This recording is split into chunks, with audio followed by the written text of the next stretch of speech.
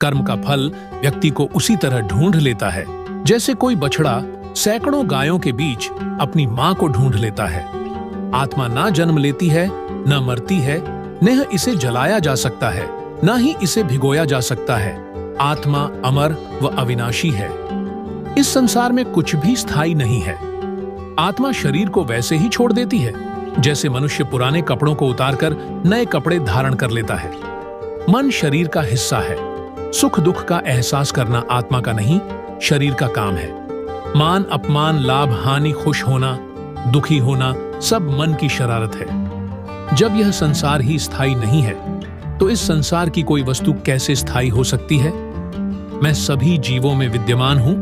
मैं चींटी में भी विद्यमान हूं और हाथी में भी विद्यमान हूं। सारे रिश्ते नश्वर हैं और केवल शरीर से जुड़े हुए हैं। जैसे ही व्यक्ति की मृत्यु हो जाती है, आत्मा शरीर को छोड़ देती है।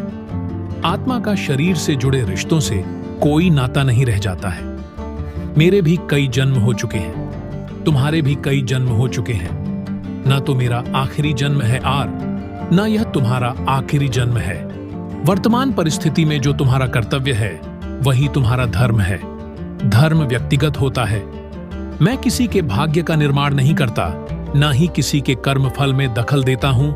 व्यक्ति या जीव का कर्म ही उसके भाग्य का निर्माता होता है। क्रोध इंसान का सबसे बड़ा शत्रु होता है। क्रोध आने पर इंसान की सोचने समझने की शक्ति खत्म हो जाती है। उस व्यक्ति के पतन में ज्यादा समय नहीं लगता। व्यक्ति कर्म करने से कभी छुटकारा नहीं पा सकता है।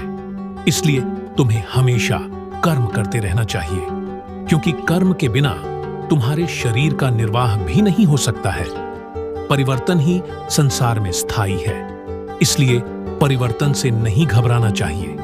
मन को नियंत्रण में रखना किसी घोड़े के नवजात शिशु को नियंत्रण में रखने जितना कठिन होता